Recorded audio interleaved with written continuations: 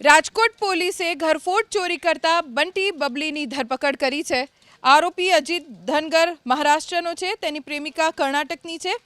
23 ડિસેમ્બરના રોજ એક દંપતી વિદેશ ફરવા ગયું હતું। પાછળથી મકાનમાં 13 લાખથી વધુની રકમની ચોરી થઈ ગઈ।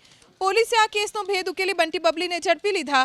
આરોપી અજીત વિરુદ્ધ મહારાષ્ટ્રમાં 17 અને કર્ણાટકમાં 11 મળી કુલ 28 ઘરફોડ ચોરીના ગુના નોંધાયેલા છે। પહેલી વખત જ પ્રેમિકાને લઈને રાજકોટ આવી ચોરીને અંજામ આપ્યો અને પકડાઈ ગયા।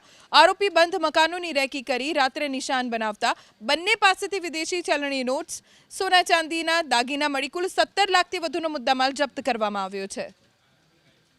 જે 23 ડિસેમ્બરના રોજ પોતાનું ઘર લોક કરીને પોતાની પત્ની સાથે વિયેતનામ ફરવા માટે ગયા હતા।